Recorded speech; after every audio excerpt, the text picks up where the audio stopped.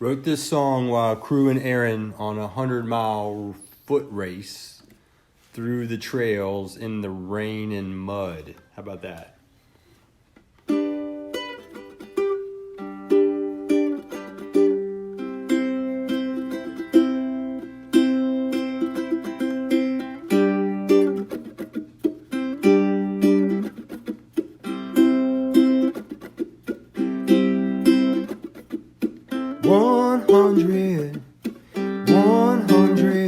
Miles to go.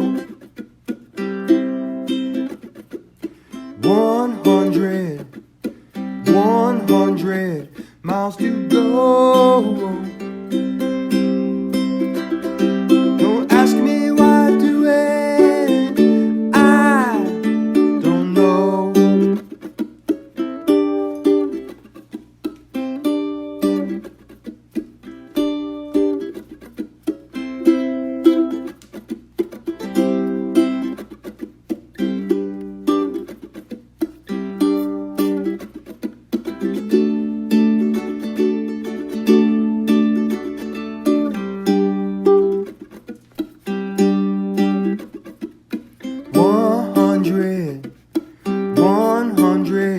Miles by foot.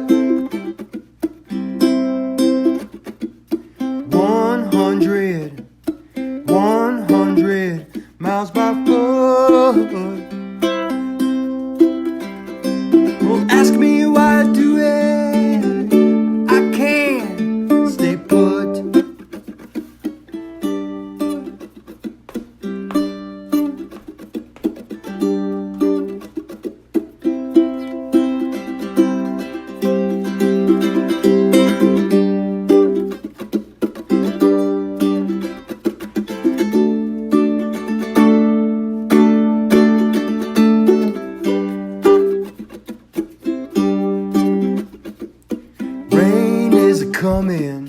Rain is coming, can't give a fit.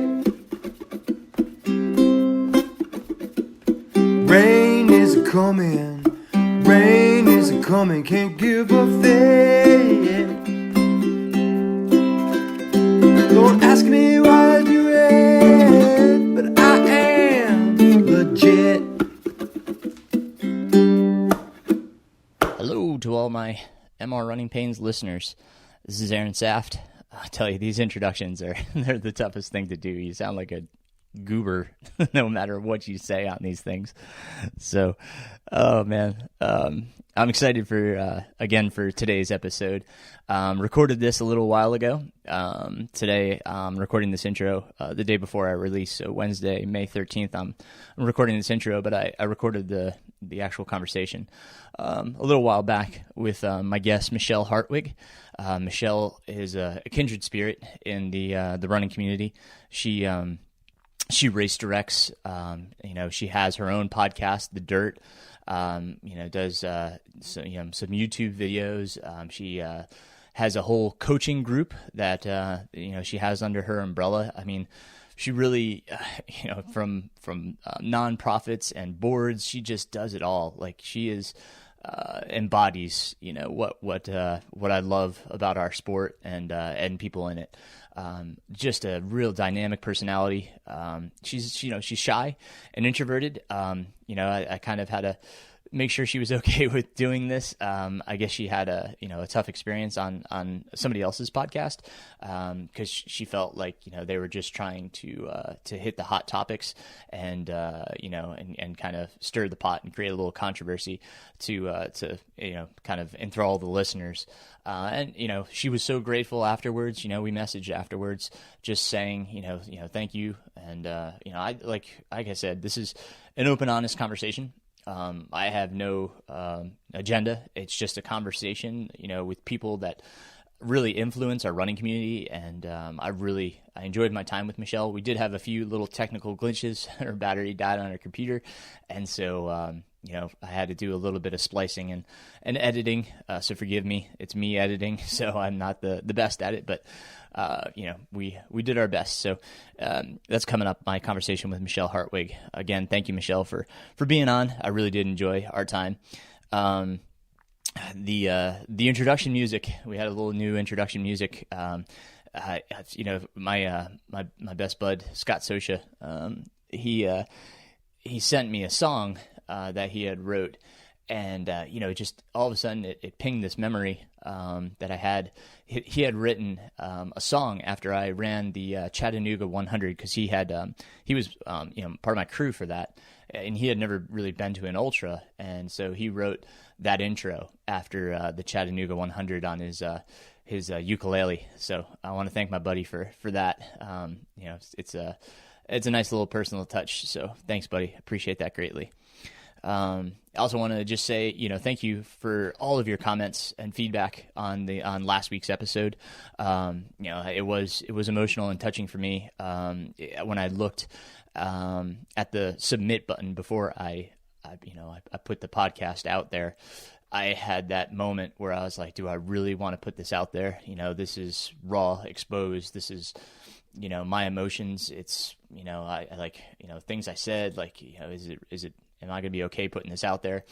And, again, it goes back to the reality. This is who I am and what I'm trying to do. Like, I'm trying to be real and expose and, give you guys insight and hopefully, provoke you to seek, your true self and, betterment of, not only yourselves, but, those around us. So I hope you enjoyed it. If you hadn't had a listen, please go back and take a listen. And, I posed the challenge that you write a letter to your future self. So I hope you do that, whether you share it or not.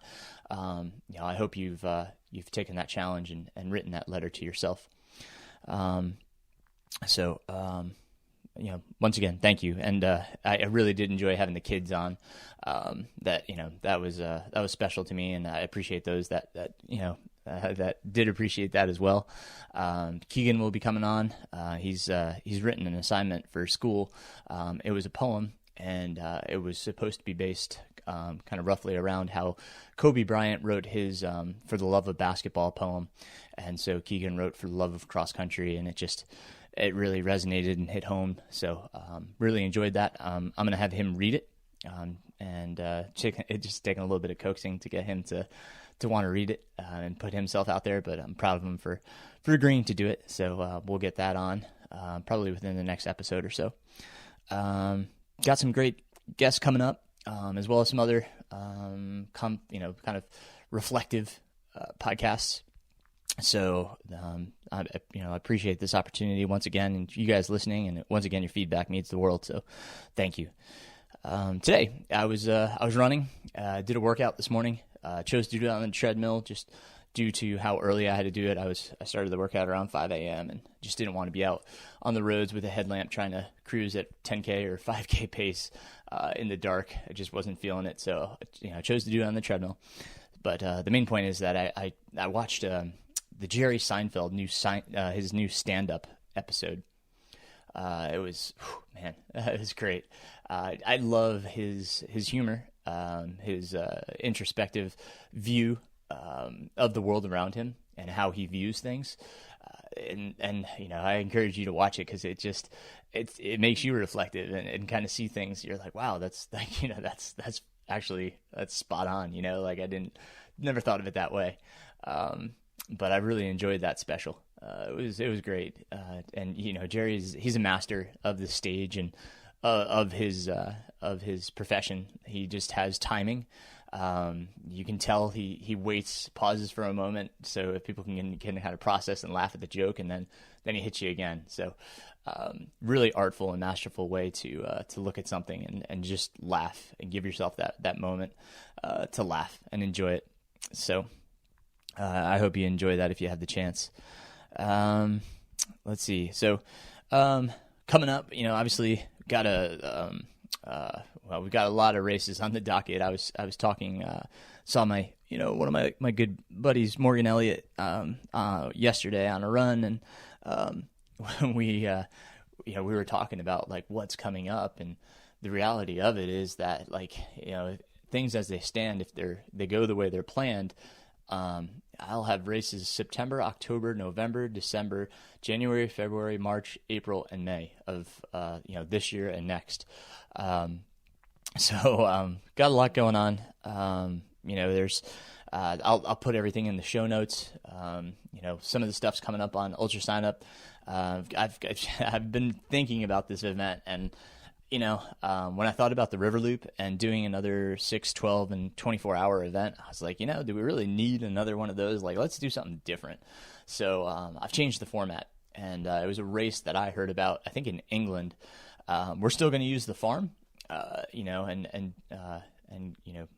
run there. I'm going to try to make it a little longer of a loop, but the premise is going to be that you don't know what race you are running until right before a race starts. I'm going to put 4 different distances in different envelopes. The distances will be 50K, 50 mile, 125K, and 100 miles. So 4 different distances that you have the potential of running, but you don't know what exactly you're coming to run until right before the race. When somebody picks an envelope, we open it up, and that's the distance you get to run. So you come prepared to run for 50K or 100 miles. It's just something different, something wacky. I'm not looking to make this race big. I just really want to do something different and just have fun with people that want to be there. I think that should be the point of races, is just the community and just having a good time together. So that's the plan. I'm working on that right now. I'm working that all out on Ultra Sign Up. Also working on that virtual series, trying to put that together. Again, that will be the potential of running 10K, half marathon, 50K. You can sign up for 1, 2, or all 3, and I'll have a training plan. If you want a cookie cutter training plan, beginner, intermediate, advanced, for an extra cost, and then you can sign up for all 3.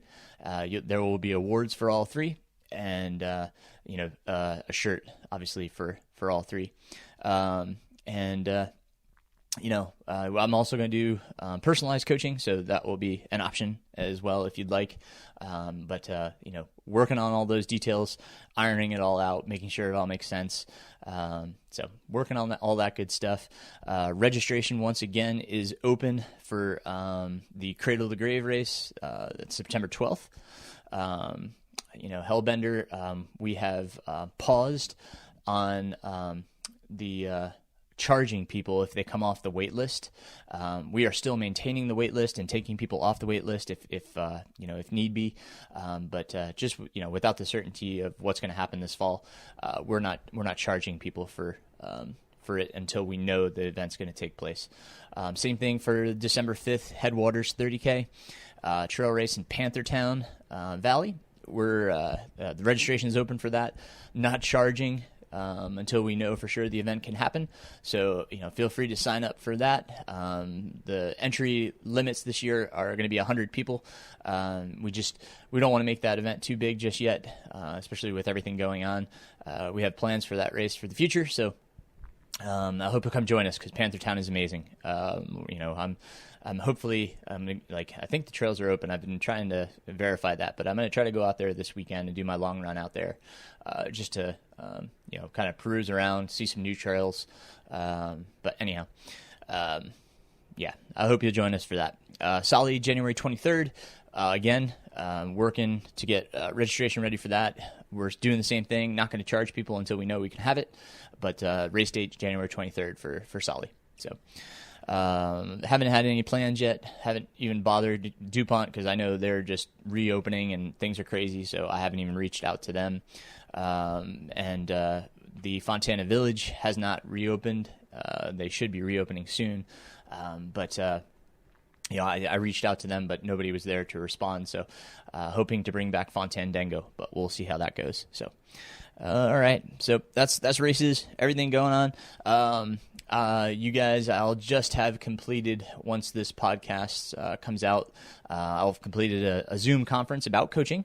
I'm going to try to post that as a YouTube video as well as a podcast, just so you can hear what we talked about, questions that were asked, and if more questions come from it, please reach out. My email, runningpains@gmail.com. It's going to be in the show notes. Ways to contact me, all my socials, all that good stuff. It's all in the show notes. As always, thank you guys for listening. I hope you enjoy this episode with Michele, and look forward to the next time we talk.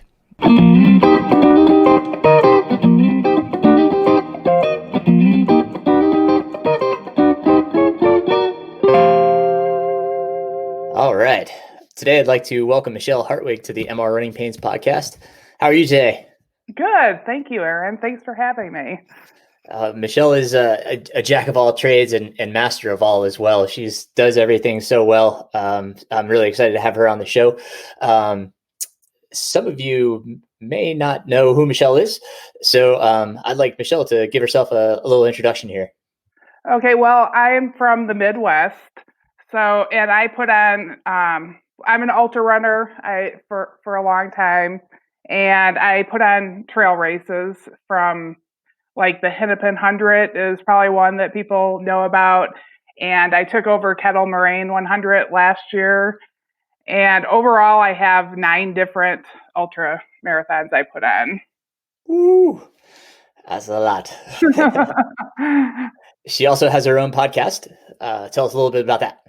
Yeah, so I like to connect with the community, and really my personality is very, very shy, but I like to encourage people to, because I found out that I could do trail running, and I wanted other people to feel comfortable. So it was a very hard leap for me, but I decided to put on a podcast to try to let people know that anybody can do this. And so I put on the Dirt Trail Running podcast, so we get the dirt on different trail runners.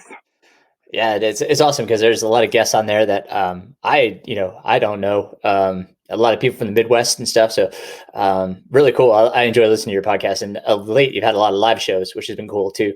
Yeah. Because we were paying somebody to do all of our shows for us. We didn't have the equipment.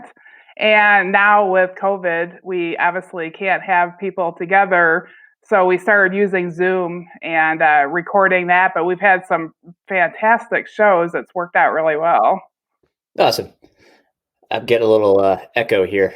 Okay, is it on my side? I think it's me. Hold on one sec. Let's see if that's better. Okay. For some reason, my headphones were giving me an echo. Sorry about that. Oh, that's okay. Yeah, my headphones. I was on a show the other day, and my headphones were giving me a hard time, so I was a little worried, but I didn't have time to get new ones.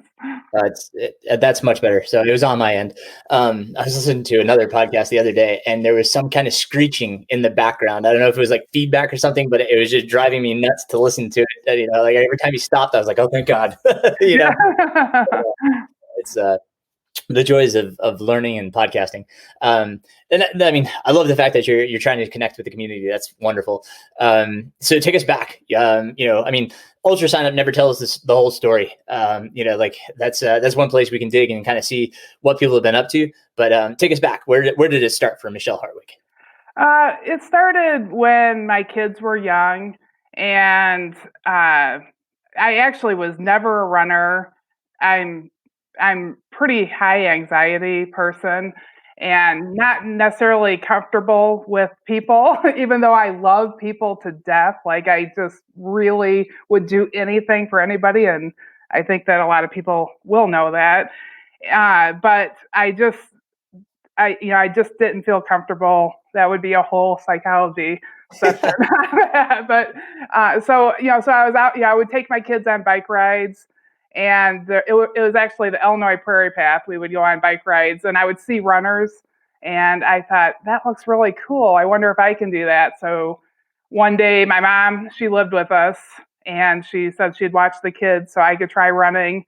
And I made it like 2 houses, and I was like dying, and this is awful. And then I don't think I really even knew what races were. The only thing I really knew was Chicago Marathon. I'm like, well, if I'm going to figure out how to run, I'll just run, that's the race. So I signed up for a marathon and not even being able to run, 2 houses. And so I, download, like everybody does, I downloaded Hal Higgins' free training program, and I followed it. Because I always follow directions. I'm a direction follower. But I was scared to death the whole time, ran by myself. I belonged to a health club. I knew there was runners, but I wouldn't run with them because I didn't think that I was really a runner. And so I did the training plan and still not sure that I could finish. And then it was easy on race day. It was really nice because there was people around, and I actually at Chicago Marathon ran into people I knew at the health club in Crystal Lake. And it was really nice to be with people. And quite honestly, it was, even though I'd done I'd started training in like January and the race was in October, I'd never ran with anybody. And I don't think I'd ever enjoyed a run until that run. And immediately, because I would read like Runner's World and stuff. And the first thing I said to my husband is like, oh, I could run 6 more miles and it would be an ultra. And I don't even know where that came from. It must have been something I read. And so transitioned to ultras pretty quickly. So it's been quite a while, probably like 2007. That was I would say that was when you ran the marathon. I think that's what year it was. I would have to. I'm not in my office at home as my medal up, but I think that's about what year it was. How old are your kids? My daughter turned 20, like just not too long ago, a few days ago, and then my son is 22. Oh, right on. Are they home right now, or? Yeah, my daughter lives with us. My mom used to live in our basement, and she passed away a few years back, but she had an apartment down there. And so my daughter and her girlfriend live in the apartment in our basement, and I love having them there. I think that, and she's really smart and great and fun to be around. And then my son lives in Louisville, Kentucky, but he's getting ready to come home Monday to help me out. And he's a ballet dancer. He's a company dancer at Louisville Ballet. Wow, man! And he's a runner too. He's a runner too? Yeah, that's great. Oh, that's great. What's he do? Is he like ultras as well, or? Well, he just mainly runs with me. Runs to stay fit between when he's dancing. Like dancer schedules are extreme. Like.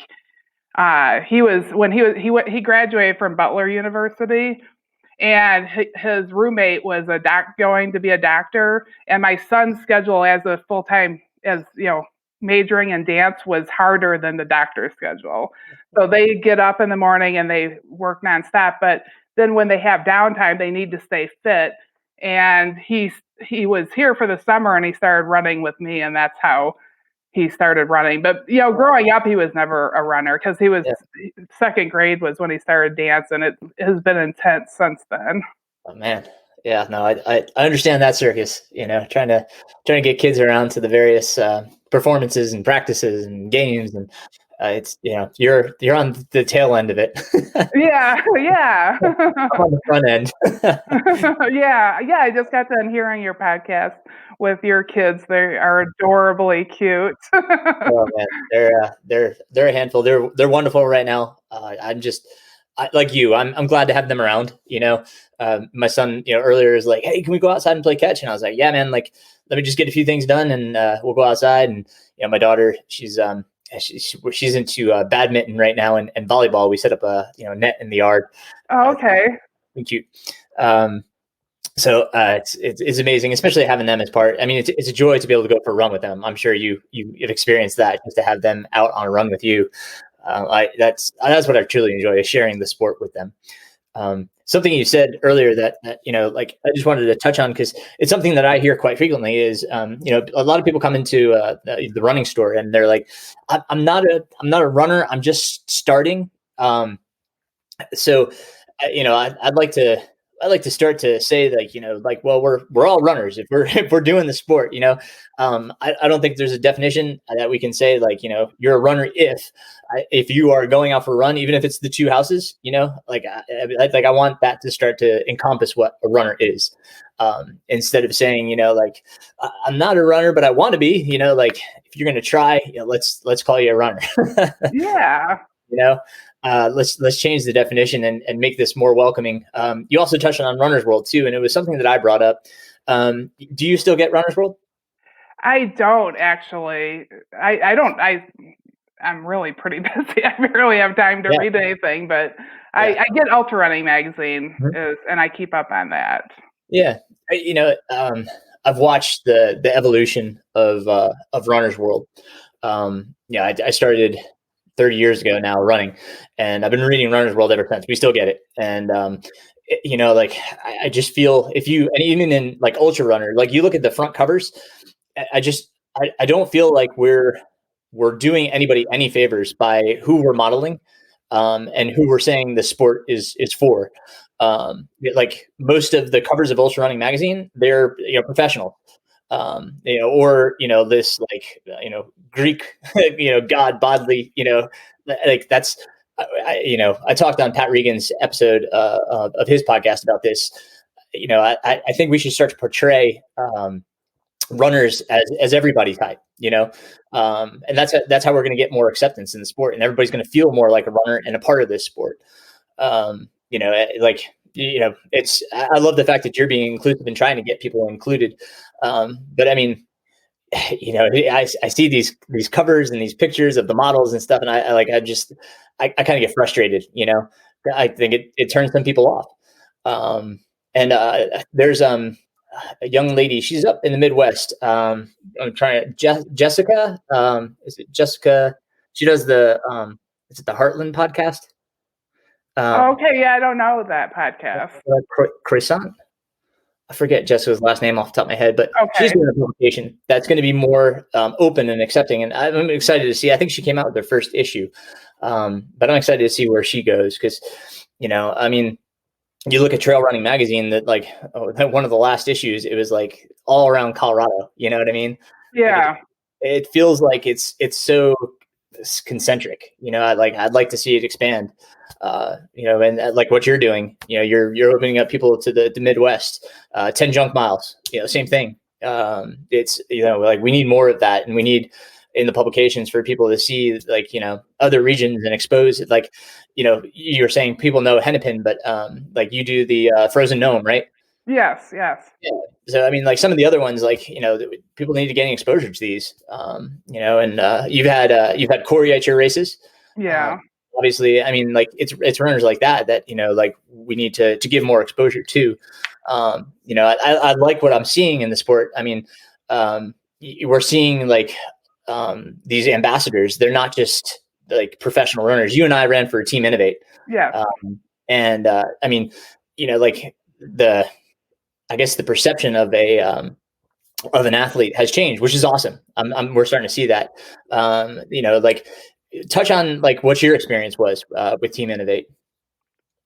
Well, I mean, that was back when that was the only sponsored trail runners that there was. There wasn't Tailwind runners. There wasn't Orange Mud runners. All the things it was, and the community was a lot smaller then too. Like I absolutely knew who all the other Team Innovate runners were, even though we were all over the country, and we were all the same people every year for quite a few years. And I mean, it was a lot of fun. They were very nice. It inspired me. I felt like I was representing, something that was helpful to me. It helped me with my, not having to pay for as many shoes and stuff that I needed. But, and it, I don't know, it just helped me connect with people. I think that the ambassadorship stuff is different now. I'm not sure that I like it as much. I've had a lot because my business is called Ornery Mule Racing, and I've had a lot of people want to be an Ornery Mule Racing ambassador. I'm like, but I don't quite understand what you're standing for. What that means. Like I don't know. Like I only like stuff that feels really authentic, and I felt like Innovate at the time was really authentically, like we had a blog that we all contributed to and talked about races. So we were teaching people and bringing people into the sport.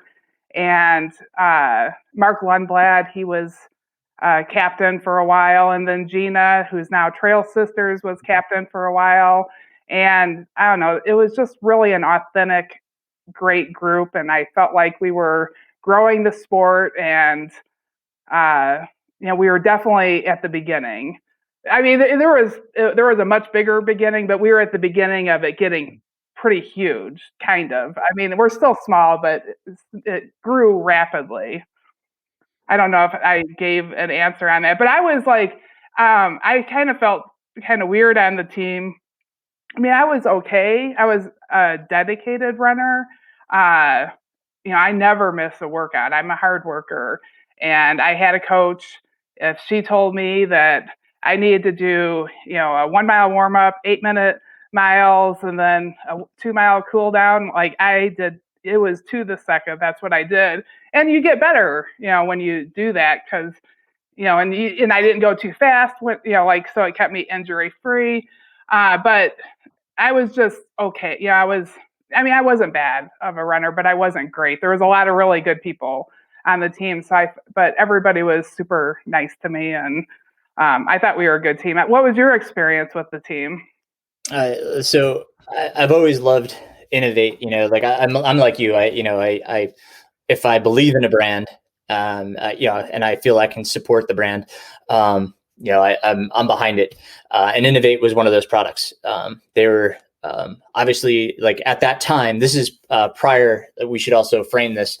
This was prior to the explosion of CrossFit, when this is before that really CrossFit came into the game, and Innovate sought that avenue of the functional fitness, or the fitness movement. So they were truly dedicated to trail running, and that they were a trail brand. So I love that. I just started running in their shoes again. I was like, I always go back to them because, I know what the shoe is. I know it doesn't change. If it's the Trail Talon 235, that's, the next year it's still the Trail Talon 235. When they don't update the model. That's what I love about the brand. It's consistent. Yeah. Whereas a lot of the other footwear companies, they're going to update the shoe, just like, the Hoka. I mean, I was running for Hoka last year, and, the Speed Goat, one of their most popular models, it changes, and from one year to the next, it could be a dud, so I like the consistency that we found in Innovate. Mark Lundblad, personal friend, and he lives here in Asheville. I love that connection. I knew a lot of the people on team, like you were saying. They didn't over ask of us, which, I kind of feel like sometimes we're a little over asked sometimes as athletes, as to, like, you need to post on social media once a month and hashtag blah, blah, blah. Yeah. No, they didn't ask anything. It made you want to do stuff for them. Right. And this is also a time where social media wasn't as prevalent. When we were running, I mean, you talked about there was a blog, but I mean, like, Facebook wasn't what it is now. They did tell me one year that we needed to get. I wasn't on Facebook, and they sent an email to all the athletes and said that we should all figure out how to do Facebook. And so that's when I started Facebook, and I was really awkward at first. I'm glad it's not as popular. It wasn't as popular then. Yeah. No, I mean, it's. I just don't like the posts where the hashtags are longer than the actual, message or caption of the photo, whatever it is. But I understand at the same time, it's marketing for them. But I think it's also helping some people that are they have a story that are worth telling. We met Kyle, or I've known Kyle, but you met Kyle last year at the trail running conference. And Kyle's story is amazing. Him and his brand, that they help him spread his story, and not only spread his story, but help others that that have visual impairments or are blind and need guided runners. So I think that's really cool. That can happen. Sometimes it's a little bit like contrived, if you will. Brand, what they make, people do.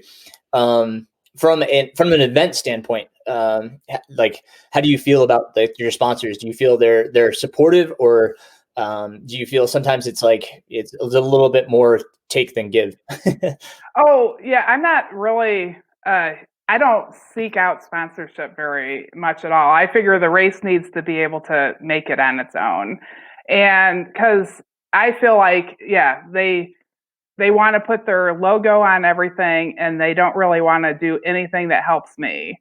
And uh, sometimes, I don't want to say everybody. So really, like I guess I don't like the word sponsorship. I want a good partnership. Partnership, yeah, no, that's the term I use as well. When talking to potential partners. Do you use any nutritional products consistently throughout your races, or?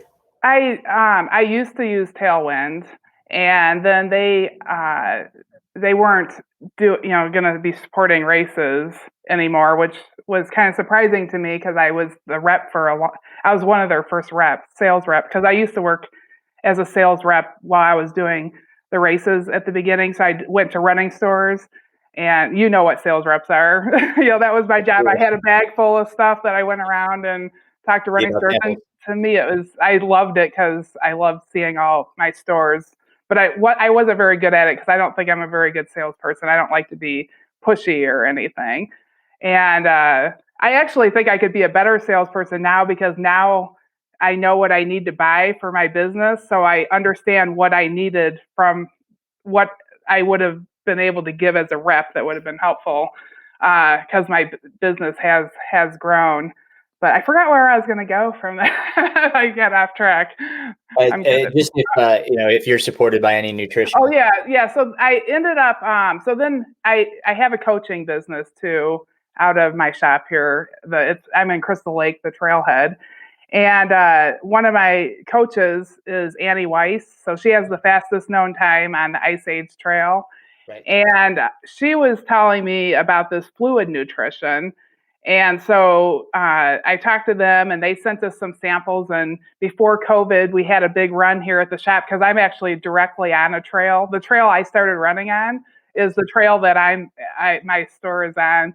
And so I had a whole bunch of runners here, and they all tested it, and they really liked it. And we tested it for a while. So we did switch to fluid, and that's actually, it's a small business. I'm talking to Richard later on today, actually, and we're trying to help each other out. It's a partnership. He knows, this is tough. My business is to put on races, and I've already had 3 races postponed this year.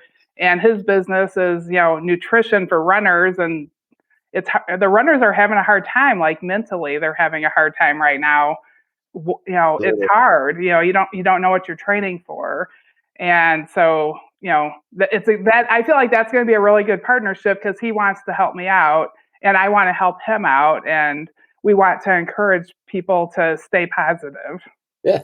Well, let's touch on a few things there. So, you're coaching. Do you have a collective group of coaches? Yeah, we do. And I'm not coaching.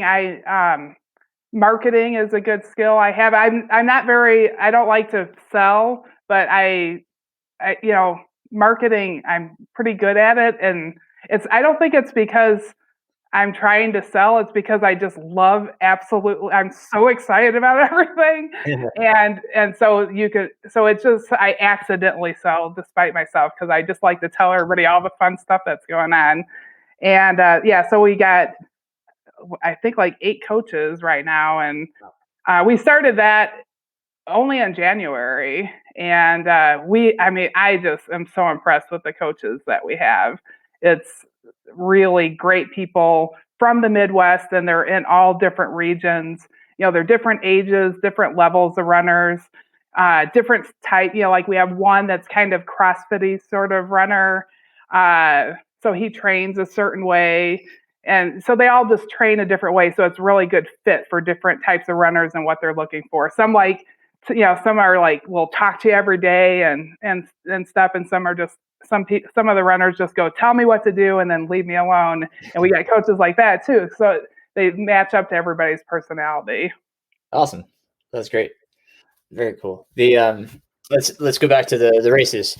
You said you got three that have been canceled right now. Well, yeah. I mean, I only canceled one. I postponed 2 of them.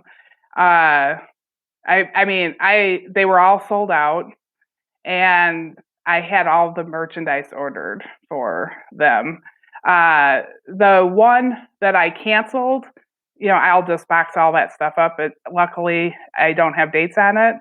So I was able to change that and not have dates on it. So I'll use that next year. But like kettle is pretty big. That was a lot of stuff. So and I postponed it. It was pretty easy decision to postpone it because actually North Face, they quit putting on races. And so in the Southern Kettles, they had a race. And that's where I put on the Kettle Moraine 100. And the DNR had offered me that weekend to take over that spot. And so so they were waiting for them to officially give it up. And they did, like right around the same time as COVID made it obvious. So I just postponed it. I let DNR go, well, the race I had told you that I was going to do, can I just make it kettle instead and postpone it? Because I felt like I was hit. Well, you too were hit like first before anybody, like now everybody's like, oh yeah, another race is canceled. But we were like right at the start when all that just went down. My birthday was March 11th, and March 12th, everything changed in the world. Yes. But yeah. So that's why that was an easy postpone. And then Earth Day was kind of the same thing. I put on that race is in April, and I had booked a date in October for a 5-mile trail race because I like long running, but I like to encourage new people. And I didn't have any races that were just short races.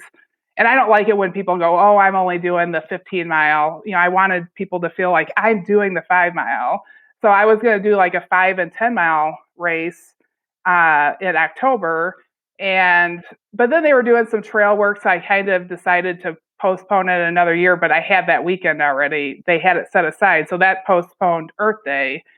So that's really the only reason there was weekends available, and I moved into them pretty easily. But then Galena Sky, they wanted I could have postponed that, but I just didn't want to postpone it because they gave me a date for that as well, and then have to tell everybody again that it was canceled again. I was just like, okay, I'm just done, like because it's so much stress to have to disappoint everybody.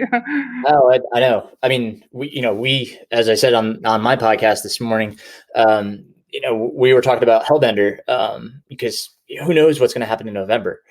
I mean, if we can't do it in November, it's like, what are our options? Because that's so difficult. Like you said, we were on the front end of it. Like our event was like, should we do it? I mean, we probably could get it in, but then we started worrying about the people that were traveling, our volunteers, and then it became real evident that we were just putting too many people at risk. So, I mean, but then, you go to a rescheduled date, and I mean, I have other friends that are race directors that their rescheduled date that has already been canceled. Like the parks are saying, we can't host that event in that time frame. So, I'm sorry, but your reschedule has to be either postponed or canceled. So, I mean, we're facing really, really tough times. And as you said, it's really tough on race directors because, that's their primary income. And any thoughts of like virtual races, or how do you feel about that? You know what? At first, for kettle, I was like, well, we'll just make it a virtual race and it'll just be free. And I figured out, I'd probably spend about $600 on stickers and mailing out, because I just wanted to take care, I felt like I wanted to take care of these people and help them get through this. But then people, like, I actually did a free virtual race for my Earth Day race too. And we had like 450 people signed up and only like 100 people did the virtual. And that was actually after I pestered them like crazy to do it. Cause I'm like, man, I bought all these prizes and nobody's doing it. And then I was seeing people sign up for virtual races, and they were getting past that time. Because at first I got a lot of messages for kettle of, it wasn't even like, are you canceling the race? It was people telling me I can't run. I feel like I got like 1,000,000 pounds on my shoulder. I don't know how to train. I don't think I'm going to be able to do it. I'm so stressed out. Like people, as a race director, I think that we get a lot of people talking about, the hardships in their life. And so then it kind of, so right at first, that was one reason I postponed Kettle, because I could feel that people just were too stressed out. They didn't know if the race was going to happen. But then it transitioned a little bit, and I could feel that happening within my community, where people now were starting to want to have, we're starting to be able to run a little bit. And we were starting to accept what was going on, and we needed something to look forward to. And I did actually just launch I decided that they're a good thing, virtual races. Like, this is what we live in right now. And, we go to school on a screen, and if we're going to be together and do a race, it's going to have to be virtually.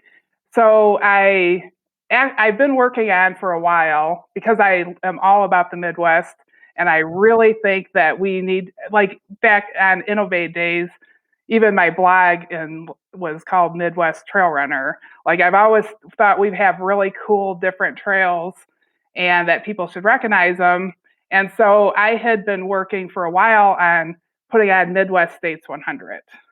And we at Hennepin this last year, we had one of the board members from Western States 100 come. And I felt like Midwest States 100, like, that's obviously sounds like their branding. And, they own that branding, and they deserve that branding. They worked really hard. They made a really, really special race. And so I reached out to them and asked them to discuss if they were comfortable with me using a name, Midwest States 100, because I felt like they have the best of Western states. Then there's Eastern States 100. They got maybe Hellbender's the best of Eastern states.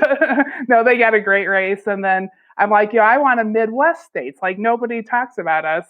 So the Western States board, they actually all talked together, and then they gave me a few names that they were comfortable with, and they were real happy with how Hennepin went, and they gave me a very high blessing to use it. And I told them plans of what my race was.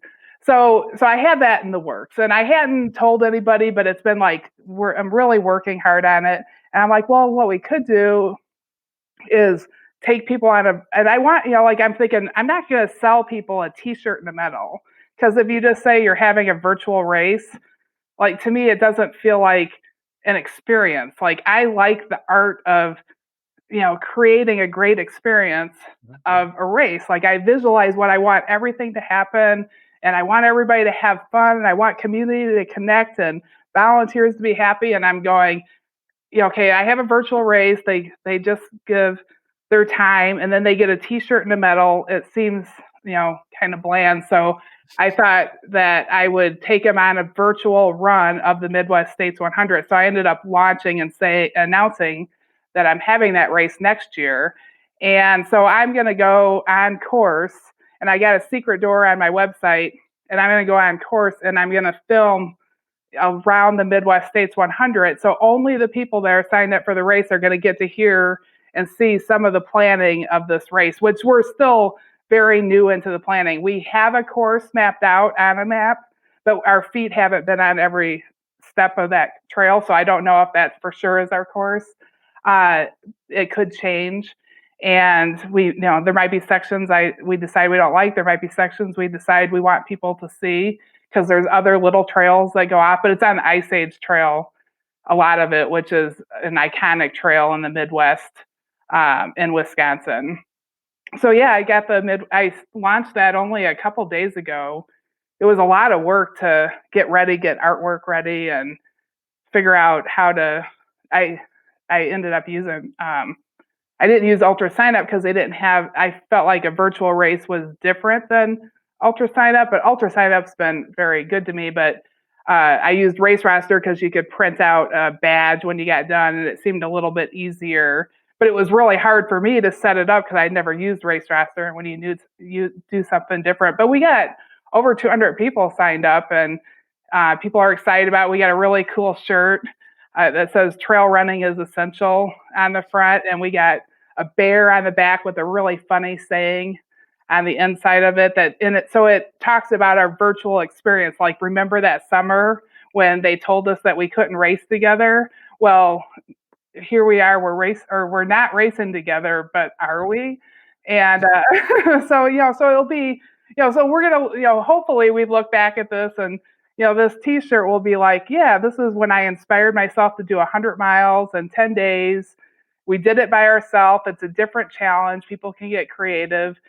So, so I started out very not against, but not excited about virtual races, but I ended up, working through it in my mind, and I feel really excited about what we're doing. And I actually yesterday I spent some time working on I'm going to have a 3-part series of that because everybody seems to be so excited about having that challenge. In fact, I'm doing it, which I normally don't get to do my race. I'm going to do the 100K, and I'm going to do it on the actual course. And so then I'm going to have a summer series. I do got summer races coming up, but we'll see what happens with those.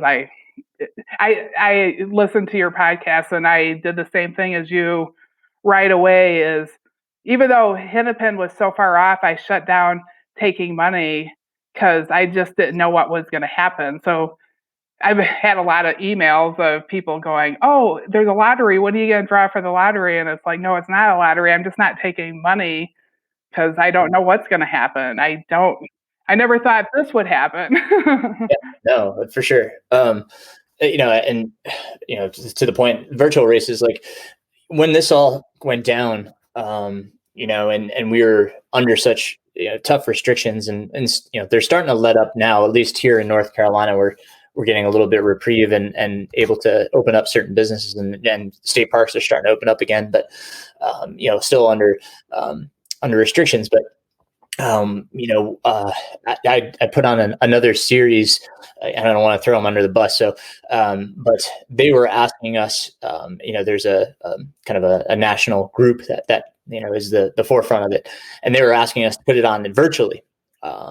And given the we'll say the age population of who this was, I was not comfortable with, encouraging these people to go outside and run. And, I didn't feel like it was the right thing to do, and I know, other race directors were creating these virtual runs and trying to, create sustenance and put food on the table, which I respect, and raise money as well, which I respect that as well. It was my personal decision. I don't hold, them in any regard. I don't think that was the wrong thing to do for them. But for us, like, my decision was based on, I don't want to be liable for putting somebody at risk. Yeah. That's where, same thing with Hellbender, it ended up being, I don't want to put people at risk for my store. I shut it down. I shut it down in March. I don't want to put people at risk. And as these restrictions are lifted, I'm hoping that, we can do something. I talked about that, possible virtual race with the coaching on the podcast, Yeah. I just did, something different, something that gives a little more value than just a medal and a shirt. You know what I mean?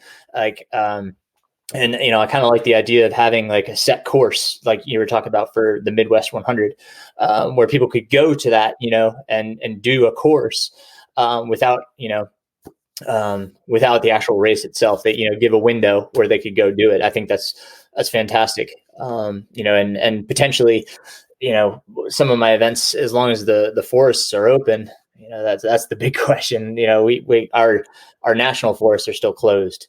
A lot of the trails are still closed. I one that's 3 miles up the road and is barricaded, and taped off with, don't come in here. And I still see people driving up there, and I'm like, let's be a little more responsible than that. Let's find places that are open.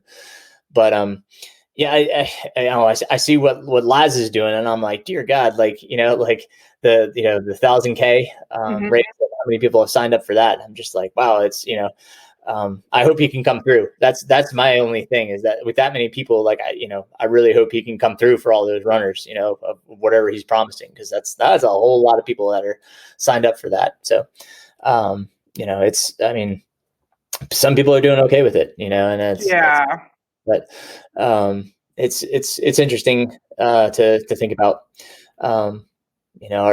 like, is it the right thing to do, or are we encouraging the wrong thing? But it's not for my Earth Day race, the one where I put a free one up. I was thinking the same thing. I'm like, well, and I talked to my crew around me. I'm like, well, we got to make sure that we're socially responsible. So like we had awards for, fastest on a treadmill.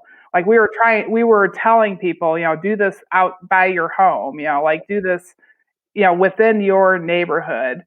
It is. I mean, I live in Illinois. I'm just south of the border of Wisconsin, so I'm kind of right in between. Illinois is still pretty strict. We have the fourth most cases in the country, but Wisconsin's lifting a little bit, so it's kind of two different situations there. I'm pretty close to Chicago too, which is probably where a lot of it is. But yeah, I mean, I do think that there's responsible ways to be outside, but for sure we need to be, as race directors, we should not be. And for Midwest States 100, I'm not telling people they need to do it on that course. I mean, I'll be on that course, but nobody's going to know when I'm on there. I will share the video, but I don't want to encourage anybody to come be there. And so you can do that on a treadmill, and we'll make up fun, or on your local trails if that's safe to get on. The trail right in front of my shop is open, and I feel pretty safe. I don't get close to anybody. People are staying their distance. Sadly, I feel like they're not as friendly, or maybe it's just because everybody doesn't look as friendly now with a mask and afraid to say hi to each other. But yeah, I'm right there with you with being responsible. And yeah, I mean, I think part of it is that, like nobody's really stepped up to say like, this is a good idea or this is a bad idea. Like, I mean, we don't really have a governing body that could, like the closest thing I saw was the RRCA. They put out and they said virtual races are a bad idea right now. Like they did make a statement, and that's the Road Running Club of America. But okay, yeah, I know them. I didn't know that they put that statement out. I missed that. I mean, like it was like I think they said, their prediction was like through July we should not be hosting virtual events. Which when I saw that and was trying to make the decision on the other little series that I was doing, I said, well, if they're saying that, like it kind of confirms what I'm already feeling. I mean, it's an individual decision ultimately, because there's no guideline, like the CDC is not saying these are bad ideas, so it kind of leaves it to the person, the director, to decide. So like I said, I pass no judgment on anybody that's doing it. It was my personal decision that, wasn't the right time for that. And hopefully down the road I can, create something that potentially could be, if the timing's right, is, if I feel comfortable doing it. But it's, I mean, on the other side of it, like, I've got athletes too, that I'm coaching, and, I want to make sure that they feel challenged, and feel like they have purpose. And so, I talk to them each Wednesday night. So we're recording here on Thursday. So last night we had a Facebook Live, and we talked about like what they could be doing or what they're looking forward to doing. And, it can be as simple as, trying to run a fast 5K. To planning out like their own 100-miler, so it's it's an interesting time, like I say that I don't want to do virtual events, but, individually, I feel if I have, individuals that are doing something independently, without encouraging large numbers, so, but yeah, hopefully our guidelines move. We're planning on doing something, kind of around my neighborhood, if the guidelines allow, because we're missing out on a big local race here in June, and a number of my athletes were training for that. So we're going to kind of do a timed race for, a small pocket of my athletes. So but just around the neighborhood and keep it fun. So, but I mean, it's time to be creative. And I like the Midwest idea. I saw it and I was like, "Ooh, that's interesting." Yeah, we had book club last night, and with Annie, we're reading Annie's book, and we actually were on the chapter where we're talking about that, and she was talking about how hard it is, and it was horrible, and everybody's like, "Yeah, when do I sign up?" But it's a gorgeous section, but yeah, it will be more difficult than some of the other Midwest ones around here. But there's a section of it that we're thinking about using. It's called the Pine Line Trail. That's really pretty, and we call that Fast and Furious. It's like a rails to trail sort of thing.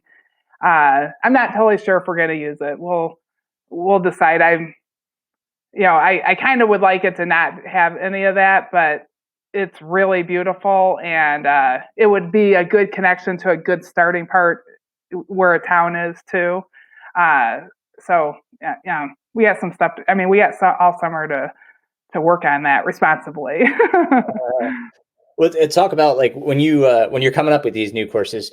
You talked about the different things that you want to make sure are involved in the event, but like when you look at the course, what are you looking for when you're making the course? What are some important aspects of the course for you to feel like this is the right distance, this is the right route? Like what are some of the things you look for?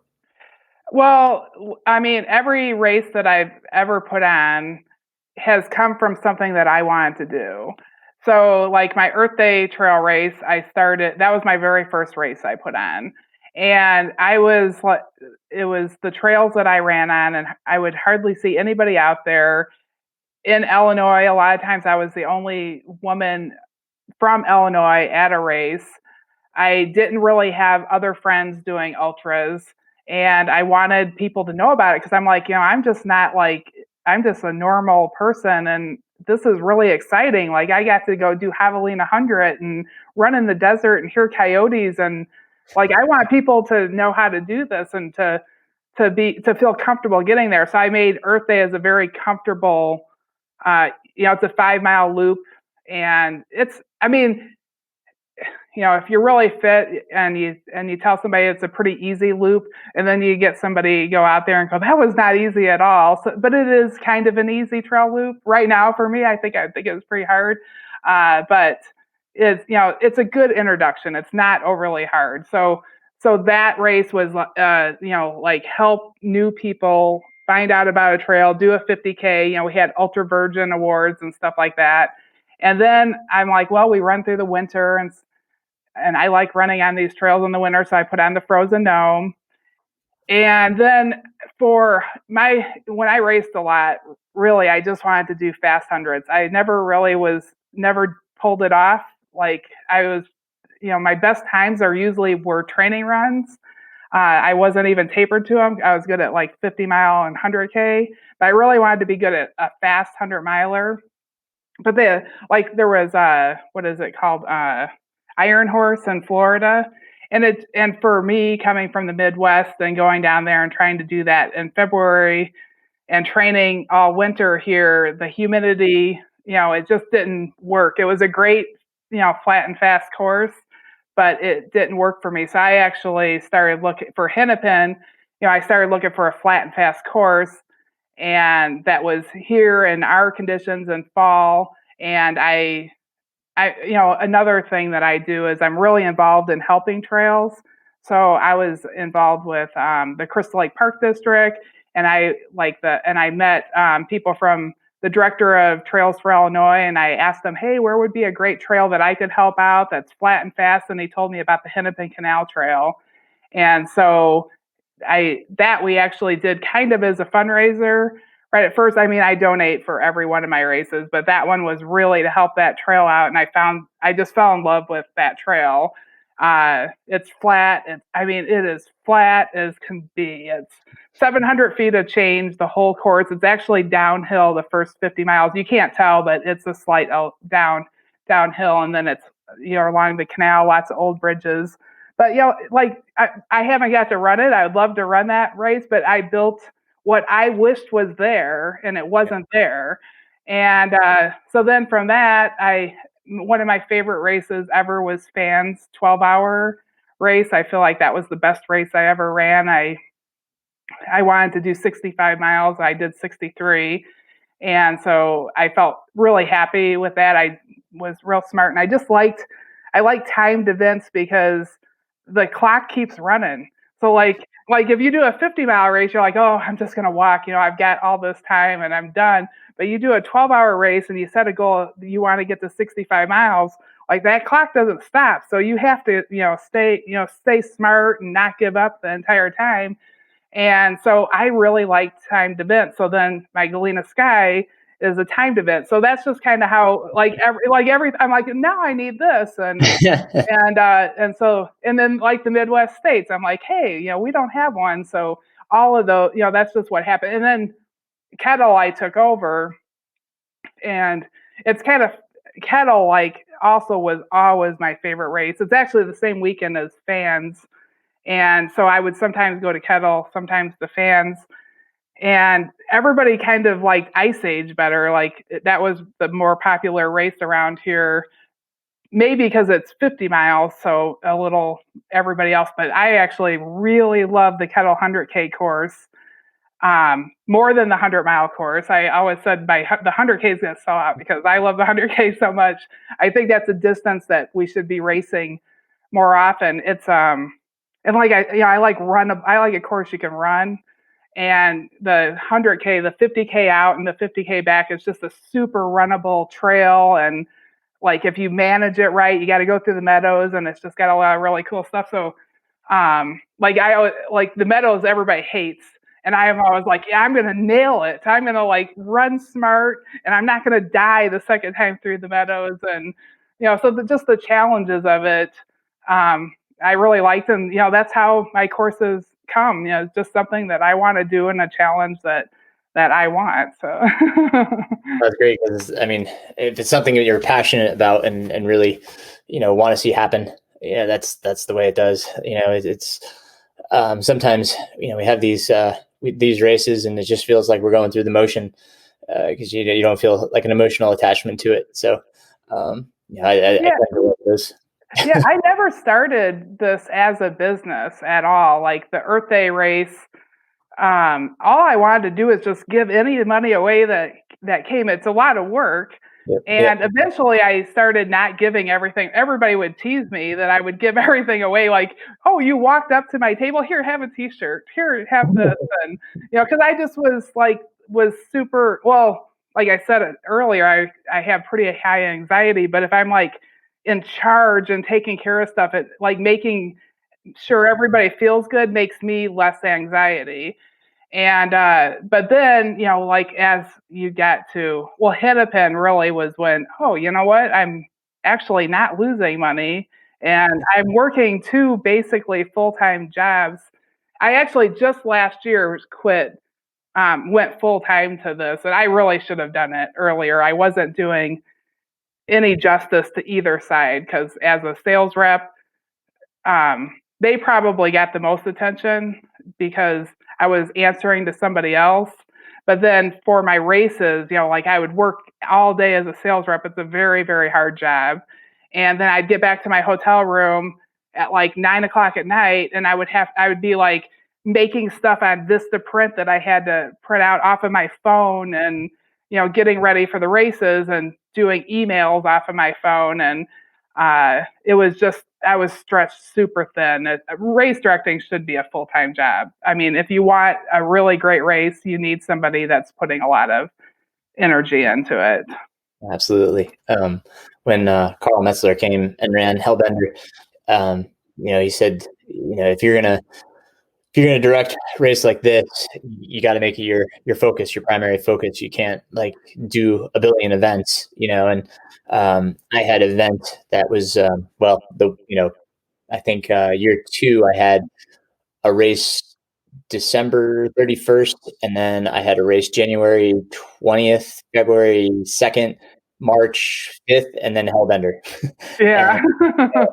and I was doing that, running the shop, coaching. So it was, it was too much. So this year I gave up the March race and the December 31st race. people were like, I wish you were doing those. And I was like, yeah, it's something I had to give, because, you want to put your focus into, the ones that, obviously that mean a lot to you. Like Hellbender is unique because it's everybody's a volunteer. We're all volunteers for that race.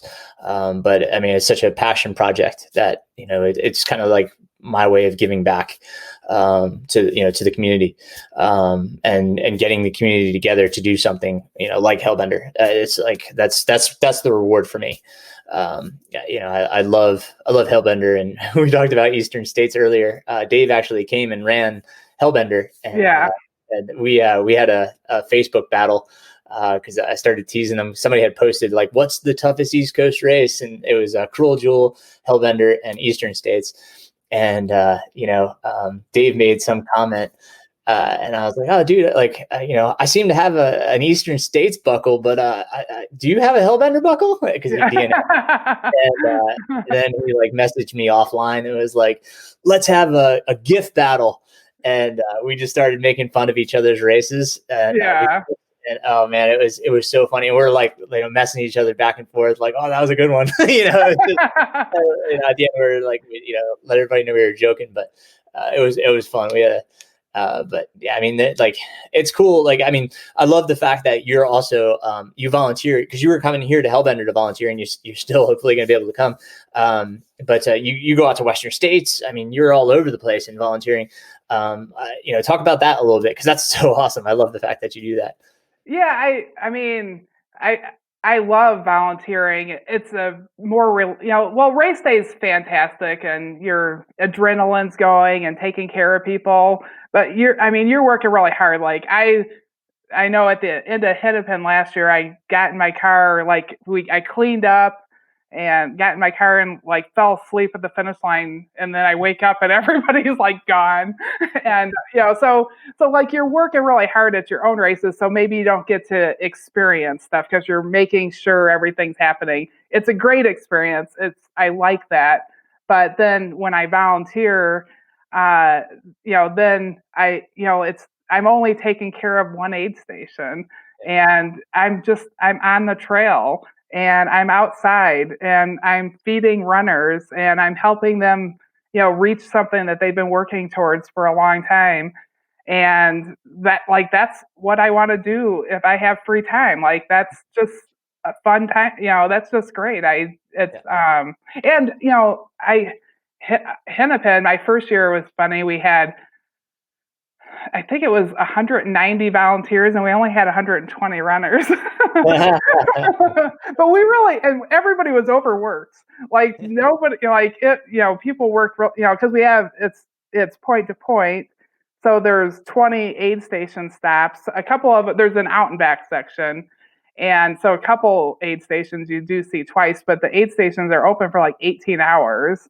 And like, you come with your team, and it's just your team. And how many like, I've got my friends, like 5 of us, and or less, and so you're just working the whole time, but it's not work. It's great. So yeah, I like going to different races. I usually do Crimea River every year, which is in Peoria area.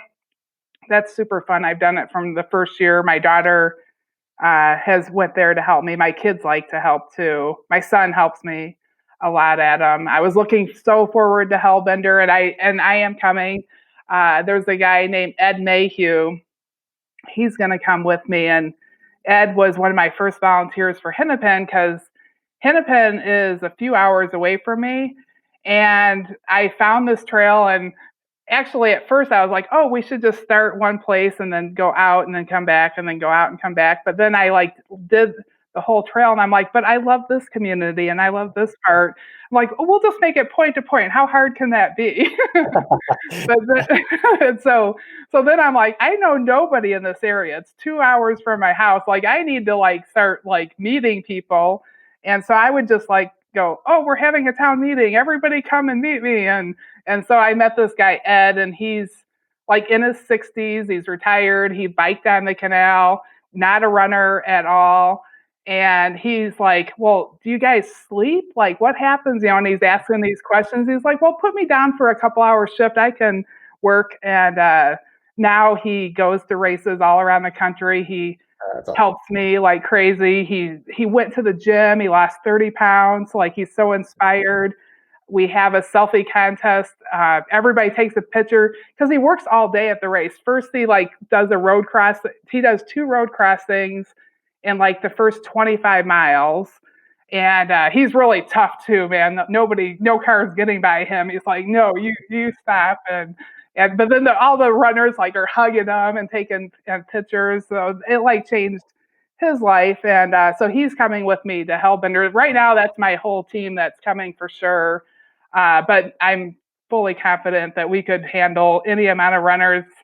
But I'm gonna try to get some other people. But it's all good. We have such a good community, and the bakers that do the Georgia Jewel, they're going to hopefully help out as well. I'm going to try to reciprocate, and really I want to come up and help. Obviously I was signed up for Kettle and for Hennepin, so I'm hoping to still come for Hennepin and then just come up and help you for Kettle.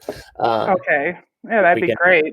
Yeah, well, I'll bring the crew with me, and they're aid station experienced, obviously. So we can definitely help, aid station or wherever you need us. Okay, well, thank you. We want to reciprocate as well, and it's I think it's a valuable lesson for every runner, not just my kids, but for every runner, to see the other side of it.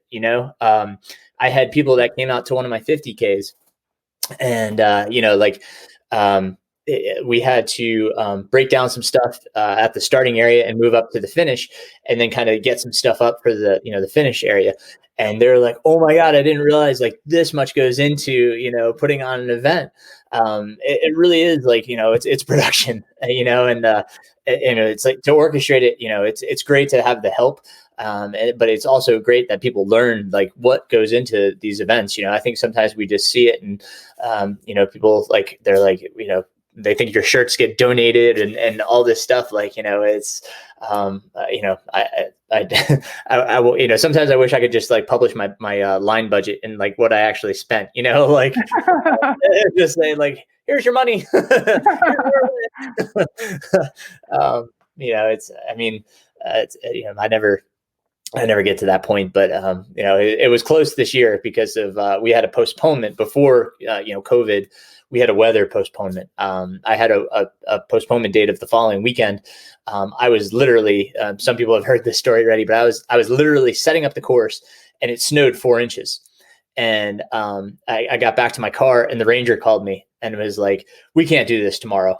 Oh my God! I marked the whole course, and he's like, "You got to take the flags down." And I was just like, "Can I come back Sunday?" Like I had just marked 25K. I'm like, "Can I come back Sunday and grab those flags?" And then so and like I get it. Like some people travel and stuff like that, and they were already there, but like you were at the mercy of the Forest Service. Like I was ready to go. Like I had food, everything was ready to go. And now I have to postpone, which a week. And I get it. Some people can't come back, but I mean, like it's, we're both at a at an impasse because I mean, like what do you do? Like both sides are kind of stuck.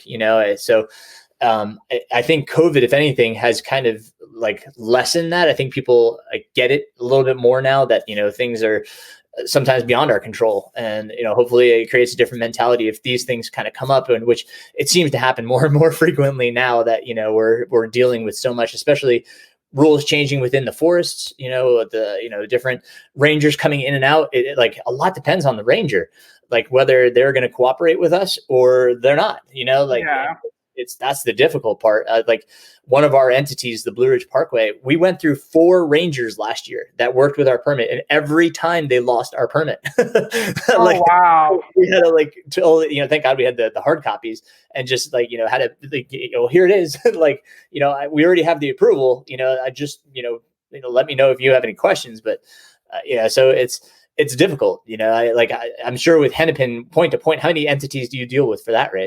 I just, the Hennepin Canal Trail is it. I'm super lucky. And I found it's DNR, and I found they're like, oh, don't worry about it, Michelle. We'll get you the permit, and and it's like getting closer to the race, and you're like, well, Sweating. man, I don't have it, and they're like, oh, don't worry about it, and that that's just how they are. But I actually already have it for Hennepin this year, because this year I'm like, I am not putting, and they want me there because it's really good for the community.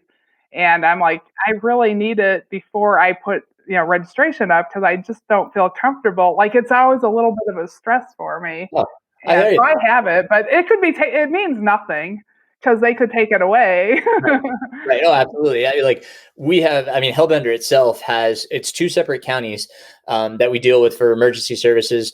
And then we have the state forest, because we go through Mount Mitchell State Park. We have the Blue Ridge Parkway, which is the National Park Service. We have the National Forest Service, and we also have the North Carolina DOT, because we cross and use sections of road. So the problem becomes is that the one entity won't permit until they have the permit from the other entity. So, like when we were first doing this, we're like, all right, guys, something's got to give. like one of you has to give us the permit so that the other entity can give us the permit, Yeah. So, just kind of, I have a liaison, thankfully. I have a retired gentleman that helps me out with the permitting for that, and he's wonderful. Thank you, Bart Smith. He does all of that and talks to the entities, keeps them informed. And if they have questions, then, that's when I step in. But he's, very consistent. And that's, I think, what the important thing is. We're consistent. We ask ahead of time. I think a lot of people, sometimes they do and then ask forgiveness later. I've seen that a few too many times, and then that makes it harder on everybody. We dealt with somebody that just thought they could do this and then ask forgiveness later. I'm like, I'm coming to you ahead of time, so for those out there that are thinking of getting into this crazy business, ask ahead of time. Like it makes it a whole lot easier, not only on you but on everybody else. Like that's I see so many of these events that like pop up, and they're doing things, and I'm like, oh no, and then I hear from the ranger, this so and so did this, and I'm like, it's not me. It's hard because we all reflect on our user group. Well, the trails need a lot of help too, and all these people, like the DNR, they're underfunded and they're overworked. They're taking a motor out of this truck to put into that truck because they need a different job done, and we don't want to be causing any more work for them at all, and so if they see us as, I consider them my biggest sponsor. That's my partnership. Like it's super. Like I don't own the forest, I don't own the trail, and I should leave it better than it was when I started. And absolutely, and so I think that is a big lesson that that race directors all need to know. And I have a lot of I work with a specific group here, the Carolina Mountain Club, and they maintain the Mountains to Sea Trail here, as well as the Appalachian Trail. And the group, they ask for maintainers, section maintainers. So like I've volunteered for a section of the Mountains to Sea. And then under their guise, we do a lot of work on the Hellbender course. So we use their volunteer permit to do a lot of work on Hellbender, because we took on 2 trails because they were going to be decommissioned. So we adopted those so that they would keep open. And, and then from there it's, well, do you think you guys could take on? So I now have I have a small pocket of national forest about 2 miles from my house.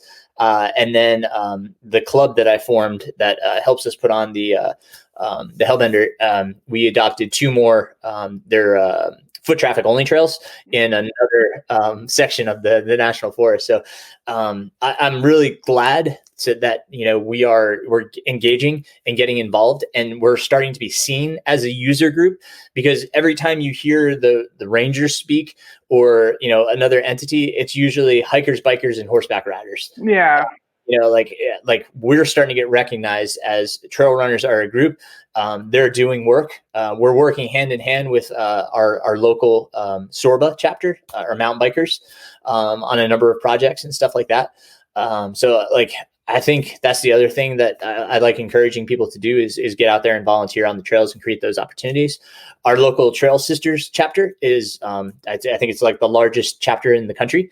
And they've teamed with us on a lot of trail work projects, which has been awesome because we're getting, other people out there and engaged and realizing that it's not just the Forest Service that's maintaining these trails. They just can't do it. It's runners, and hikers and horseback riders and mountain bikers. I definitely see the mountain bikers doing the most around here. And I wanted to change that. And so that's one of my big passions is putting that out there, creating work days and getting people to get engaged. And not only just on the trails, but in volunteering in general. Like my 50K in January, I had a volunteer requirement. And people, they said, well, I don't have any trails. And I put explicitly on there, volunteer wherever. It could be at a church. It could be at a food bank. You could pick up trash. It's just, change your community. That was the message I was trying to send. And I think we get caught up in the mindset that we have to do trail maintenance or we have to volunteer at a race. But, even if we just engage in our communities, I think that's the wonderful thing. And I had such great messages and feedback from people that were saying, I didn't realize there was such a need and it felt so good. So, I hope, we start to see a little bit more of that, from our races and stuff like that. Not only just asking them for trail work, but just, engaging, whatever it's 4 hours or whatever. Some people are like, well, I don't have time to go. And I'm like, well, if you're going out and run, could you pick up some trash? And they're like, oh yeah, I can do that. It's these, some simple things that just make our environment so much better. But do you encourage any volunteering through yours? I haven't made it a requirement. I think there's a little part of me that's insecure, even though I pretty much all my races were sold out for the entire year this year. I was like, oh, if I ask people to do something, then nobody's going to sign up, and then I'm going to have this race and nobody's going to be there, which I just need to get over. I need to not be that way, but I really I'm involved with the Ice Age Trail Alliance. We actually had the director on our podcast a while back, and I talked to him a little bit about it, and and he was encouraging me that we should do that, and I would like to add that for sure to Kettle, because we sold out probably. It said 44 minutes, but I'm pretty sure it was sold out in about 10 because I had people that were on there when it opened, and they didn't. By the time they signed up, they were on the waiting list. So I think it just took a little bit for it to catch up. So because of that, I believe in doing that. It's just kind of how do I manage it? How do I, what do I do? And then for Midwest States 100, we are talking to Ice Age Trail Alliance on that too, because part of that's on the Ice Age Trail, and part of it's hard to tell it's a trail, and it's going to need work. And it's not a heavily populated area. It's really pretty, and it's not that close to me, but I want, I feel like that's going to be a pet project for me, is to try to, over the years, see that trail get better. Hennepin has gotten better over the years. It's in rough shape for a trail. The state of Illinois doesn't put money towards it, but because of us being there, every hotel around is sold out. It's really good for the economy. The state of Illinois is they know everybody's coming there. They can't ignore it. So there was this one bridge that you go under that used to flood all the time, and they had money to fix it, and they finally fixed it because they didn't want to be embarrassed by everybody going there. Actually, that's a really funny story, because nobody actually saw it flooded, because the towns are so proud of that trail and that race that the fire chief in Kelowna, I was thinking everybody's going to have to run through water this year, 2 miles from the finish line, go through water, which sucked. But the fire chief of Kelowna went out and sucked the water out of Yeah, some kind of hose. And like the first guy came through, and I go, did your feet get wet? Because I was worried about everybody having to run through that. Because it's not a course that you think you're going to have to run through water. And they're like, no, there was no water on course. And then the fire chief's like, oh no, I went and I had this machine and we sucked all the water out, and it couldn't have been easy. But now it doesn't do that because the state put the money into it and took care of it. So when you do a race, that's one thing that you can do that is be loud about it, and that helps the state put the right amount of money in there. But they, like the state has plenty of stuff to take care of. I have a lot of respect for what all those guys are doing, and I mean I'm on a park board here. I'm elected official, so like I never want to judge a politician because I know what information I'm being given and the choices I'm making, and a lot of times what goes out in the news doesn't seem like you're making a good choice. I mean, we're a fun government, so maybe we don't get it, but I do understand that what it looks different sometimes. But for Midwest States 100, I really would like to have people notice that part of the trail, start clearing it out, having it look just a little better every year. They can see the improvement. Like every year you go to Hennepin, like there was this bridge that it was built in the late 1800s. We were able to donate money to have it partially refurbished. And so that's something that we've seen get better. They've, fixed sections of the trail. I'm very adamant that it stays dirt. Anything that they fix, like every meeting I'm ever at down there, I'm like, no concrete, no pavement. We hate pavement. And they're like, and actually they don't want to even put any pavement down because that used to be a quick fix that they would do on the canal because it was the cheapest way, but it doesn't make sense because it's by water, so it freezes and then it actually breaks it up.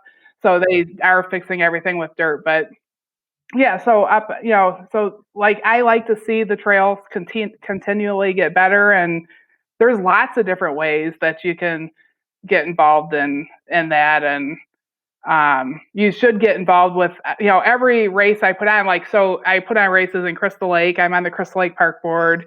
The Hennepin Canal. I'm actually the president of the Hennepin Canal nonprofit, a 25-year-old Friends of the Hennepin. It's a 25-year-old nonprofit.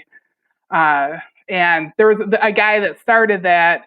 He's been doing it the whole time. He's one of my favorite people in the world, Gary Wagle. So smart. I've learned so much from him. And he wanted to retire, but nobody wanted that job. And he found me at the sucker, like, yeah, let's change the world. And so I said that I knew he needed to retire. He's older and he just wants, he works really hard still. And so, so I'm involved there. So that, and then, so now the Ice Age Trail, I'm trying to figure out how to get involved there because I've got a few races I'm at, and just getting to know the people. Yeah. Yeah. Like that's a really fun part of the job as being a race director is like I think that the most important thing in the world is great trails. So we were just talking about trails and getting people to volunteer, and I guess by example. But like I think that it's. I always say volunteering is a little bit selfish because I feel a lot better when I do that. Like I selfishly volunteer because it makes me feel good. That's wonderful. Yeah, and I don't make it mandatory. You're not going to lose your spot in my race if you don't. It's encouraged to do it. I think it's more awareness. Just like I said earlier with that story, is like people just aren't aware of how much need places have, and how many organizations work off of a volunteer basis and just don't have enough help. So it's that's all it is. It's more encouragement than like a mandatory. I knew I know a lot of races that like if you don't submit, then you lose your spot. But that's not I'm not trying to not trying to be that guy. But it's I think, in Hellbender, like with the 100 milers, I think it's everybody's so accustomed to it that, the 100 miles, they don't even flinch, they may write you and say, I'm in the middle of winter, I'm in Canada. Like, I don't think there's gonna be any trail work to be done. And you're like, again, like I put him back to, the verbiage that I put on volunteering. It doesn't say anything about that. It has to be trail maintenance. So, just be in your community and be active, and just, let me know what you did.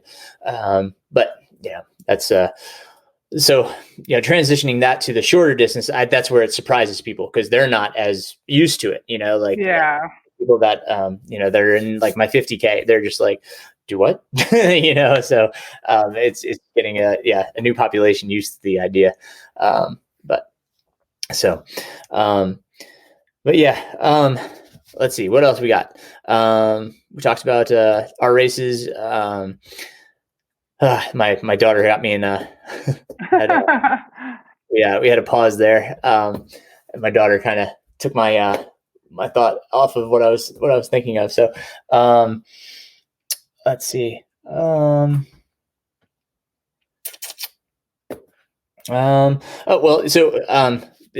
about your own, how many hundreds have you done? Because I was I was looking through Ultra Sign Up, and I noticed there were multiple, but how many have you done?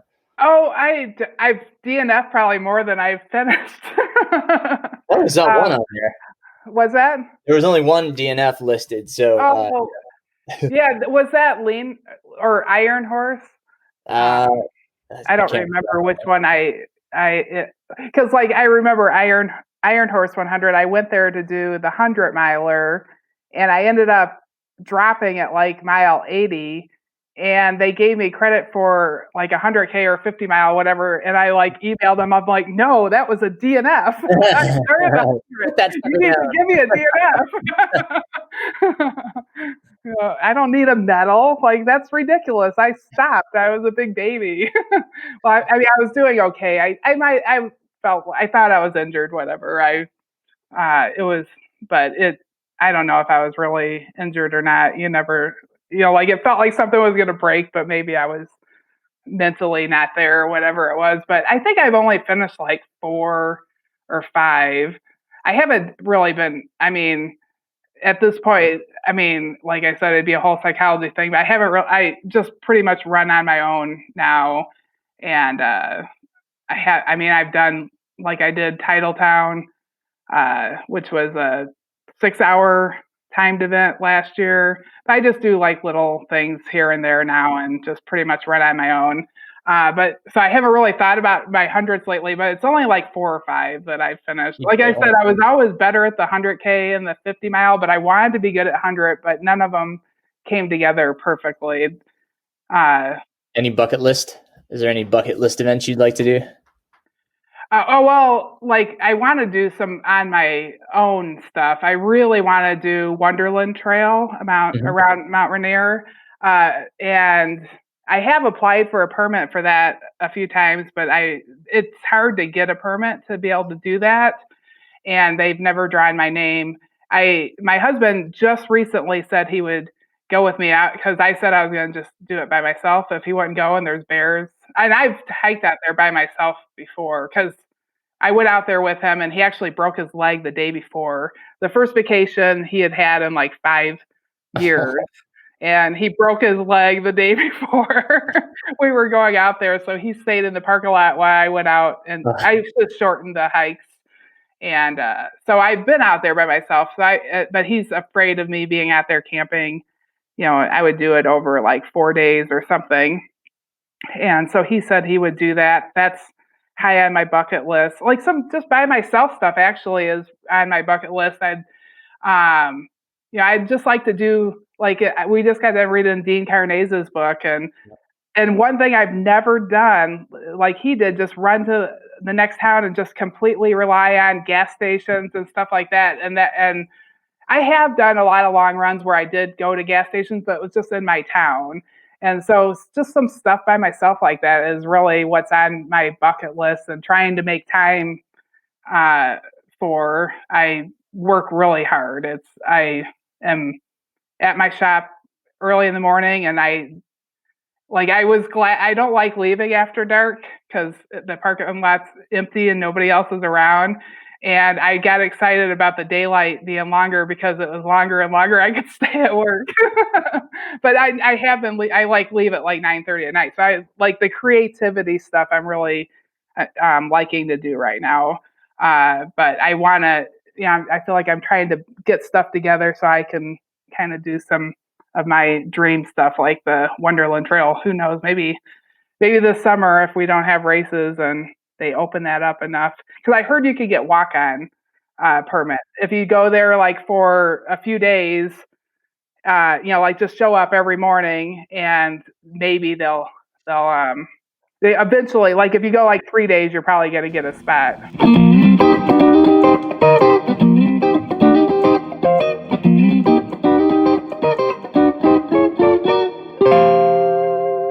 I want it to be awesome, and I want the runners to have everything cool. I want the best of everything for them.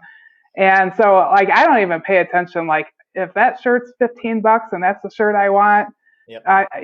That's what shirt I'm buying. And, like, I want everybody to have a flannel. We're getting a flannel, and we'll just hope that there's enough money at the end to pay for everything. I totally understand. Yeah, we do like premium shirts for the 50K. I work with Janji, the apparel brand Janji. Yeah, their stuff's beautiful. Yeah, so they get hoodies and sweatshirts from Janji, and then we use the Janji apparel for the other races as well. It's like you said. I mean, I want that to be part of the experience. Like it kind of feels like that's what you should be doing, right? It's when we put on a race, it's not only the race itself, but everything about the race, that we're trying to make an experience for the runners and to make it an enduring, lasting memory. It's important. They've trained for a long time. We're responsible for a very important part of their life, and we should make sure that we give them the best experience possible. Yep. It's been a huge learning curve for me. When I first started putting on the 50K, I guess that was 2000. It was 2010, 2009. Was when I started putting it on, and man, I mean, I was coming at it like, I ran a 50K and like, I ran with like gels, and like I asked the runners, I'm like, what do you guys want at the aid stations? And they're like PB&Js, and I'm like, really? So, and then, but I mean, it was the realization that, not everybody's running fast, they're out there for a longer period of time and need the sustenance. So I had to come to that realization. I'm just being honest. It was, I didn't think about it, I was coming from my experience, I was just like, oh yeah, that's true. Like, I guess I'm an idiot, So, well, luckily when we start the races though, they're fairly small. Yeah. I mean, like now I wouldn't be afraid to jump. Like, I took over Kettle. I wasn't afraid to jump to a 800 person race. But my first race, thank goodness, I set my cap at 75. And thank goodness my first Hennepin only had 120 because I needed to gradually get there to understand how to keep that many people safe and manage it. Yeah, absolutely. What do you use for communication at Hennepin? Phones work for us. Yeah, okay. But we have great. That's one of my best supported races because the communities along it are just so excited to see people use this trail because not that many people were using it. It's really helped a ton.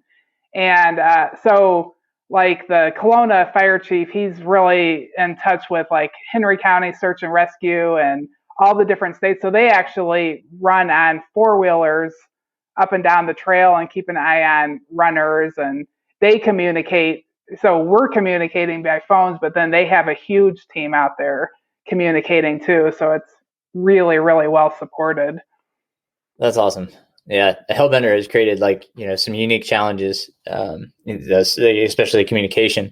We brought in a amateur ham radio group that has helped with communications, but it left us because we don't have cell phone capability to reach within the race staff that are out there, and to the some of the volunteer aid stations that may not have a ham radio. So we ended up this year we were renting satellite. Satellite walkie-talkies. We found a group that rents them, and so kind of resolved the problem. We're probably going to use them again. If we were allowed to have the event. So, but I mean, it's just amazing the unique challenges that each race presents. Sometimes it's getting runners off course. How do you reach those runners and get them, safely off course if they're injured? But I mean, all these things, it's at first I didn't have the safety precautions and plans in place. And now it's my medical plan just gets longer and longer. My operating plan just keeps getting longer and longer as I think about these little intricacies and hear other stories of other race directors that have, gone through something, and they're here's how I dealt with it. And I'm like, wow, that's a great idea. Yeah. Yeah. I mean, for Hellbender, when you sent out directions when we were thinking that the race was still going to be in April. And, we learned from other race directors, because I was like, oh, that's a really good idea.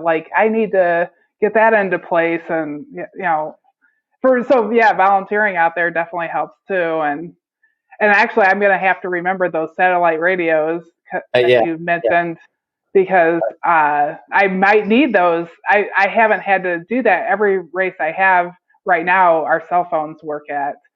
And the only one, Hennepin at the 50-mile finish line, the cell phone doesn't work right at the finish line, but you just walk about 30 feet and then it works. But I bet you up at the Midwest Trail, it might not work there. So that'll be a new thing. When I volunteered at Grandmasters Ultra, it's right in Nevada, Utah, and Arizona corner. And they had ham radio people there. They were so nice and kept track of the runners. That's cool. Yeah. Well, it's when I was at UTMB. I mean, that's everything there. I couldn't, I was trying to wrap my brain around, and I was just like, holy cow, just the logistics, the challenges that race must have, with safety. And, I saw a helicopter coming in to lift somebody out, and I was just like, holy geez, I can't imagine. I mean, when I was standing at the start and seeing all of those runners and knowing that that's just one of the events, I mean, they have, God, how many different races? Six different races that whole week. And then there's different routes, not everybody's on the same course. There's courses, it's oh my goodness, I can't imagine. But that's one thing that we've found. They use the Live Trail, livetrail.net, and that system has been amazing. They use a satellite, or it can use cell phone, but they're scanners, and then that just feeds to the internet, and you can track the runners. And anybody can track them, so, for instance, if you were running Hellbender, and you just give your bib number to your family, and they can go on livetrail.net and see you along the route as you check in at the aid stations. And then it also gives you a projection as to what time you should be into the next aid station. So my wife was using it at UTMB, so she would know when to, predict when I get into certain aid stations, so she can see me and not have to keep the kids standing there forever. But it's a really neat system.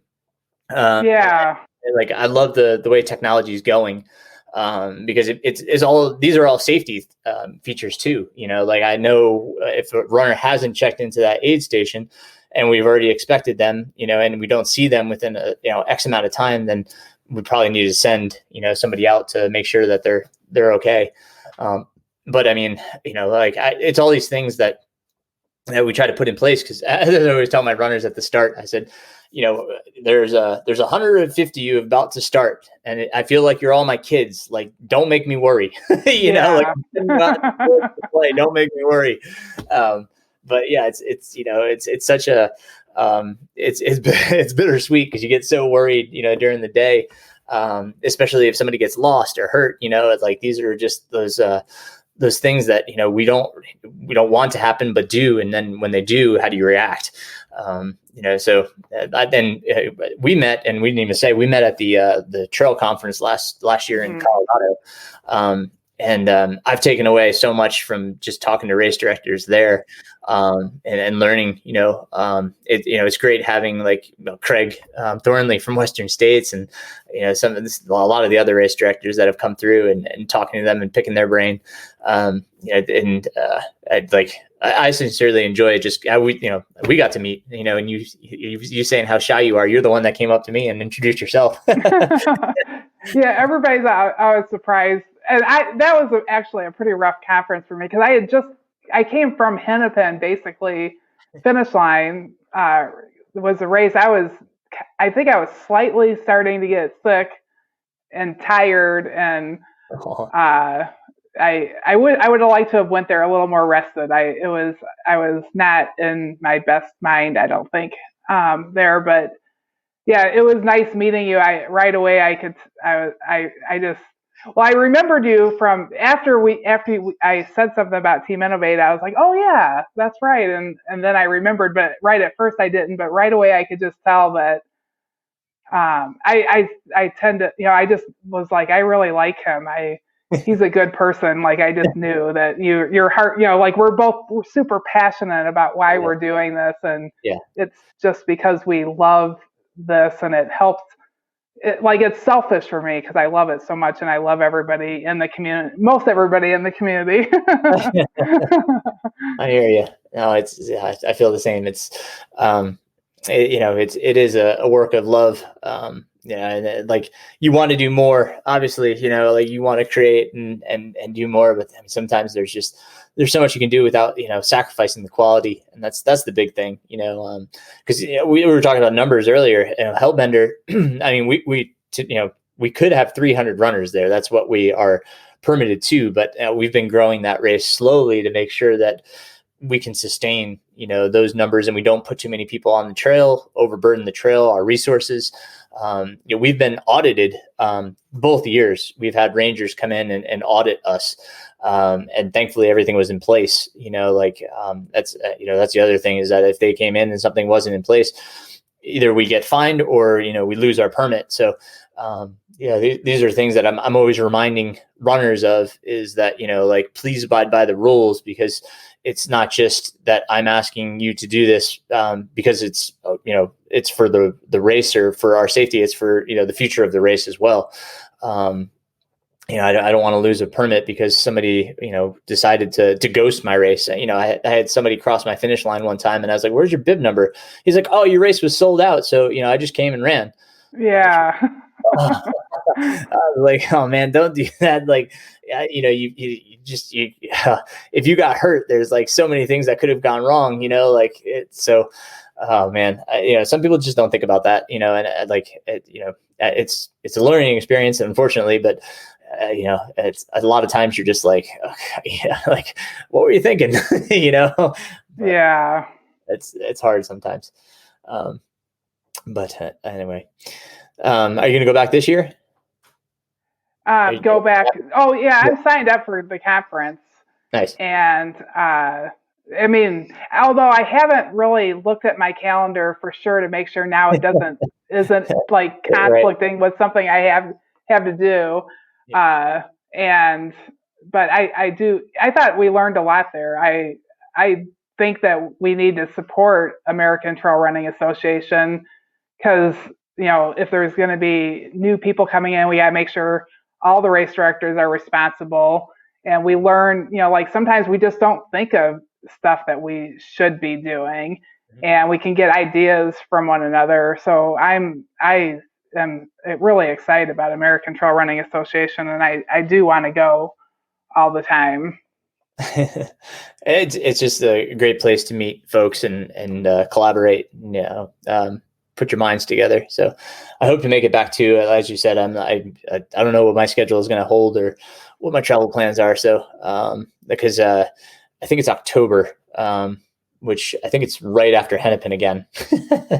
Yeah, I did it didn't conflict because I paid to be there. I already got my spot or whatever you do.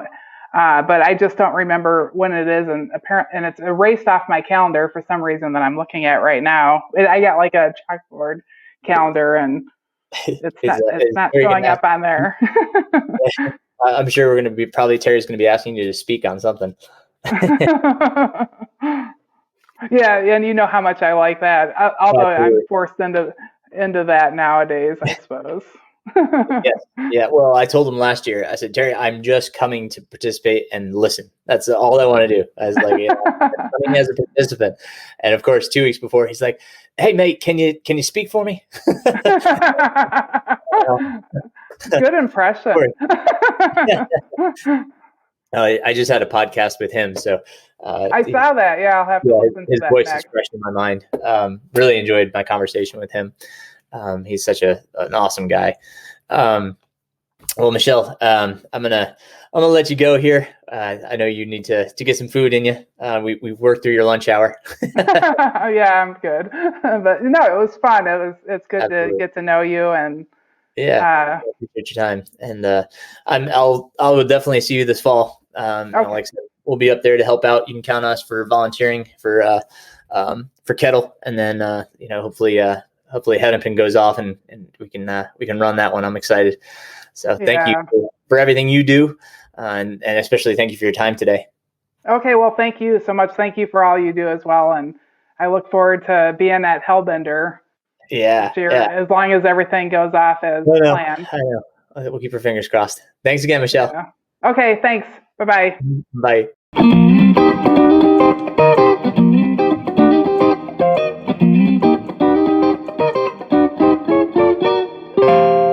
Well, that was great. I want to thank Michele once again for coming on. We had a great conversation, and just I thank her for being open and discussing all of the different things we went through today. Some of that stuff's really touchy right now. There's a lot going on, obviously, in the running world right now. Just craziness all over the place. So, I really appreciate her time and her honesty, and her feedback. So if you have questions for Michele, don't hesitate to reach out. I'll post all of that in the show notes about Ornery Mule Racing and where you can find her. Just a great human being. I'm so impressed. She's coming to volunteer for Hellbender, made me want to go out and volunteer for other races. So I'm gonna go out and volunteer for most likely Kettle Moraine and help her out up there. And I'm going to reach out to some of the other RDs in the area that just are awesome and do awesome things. The Bakers with the Georgia Jewel, I love those guys and what they do and for their community. So they're reciprocating, trying to volunteer for us for Hellbender. So I want to go help them. So it's awesome. And you guys, thank you. Once again, thank you for listening, for being a part of this, and for the opportunity to be a part of your run, your life. Reach out to me with any comments, questions, and please, if you would, give a like and a review on iTunes. Really helps the podcast be seen. Share it if you would. I really appreciate that, guys, and look forward to the next episode. Until then, guys, have a great run.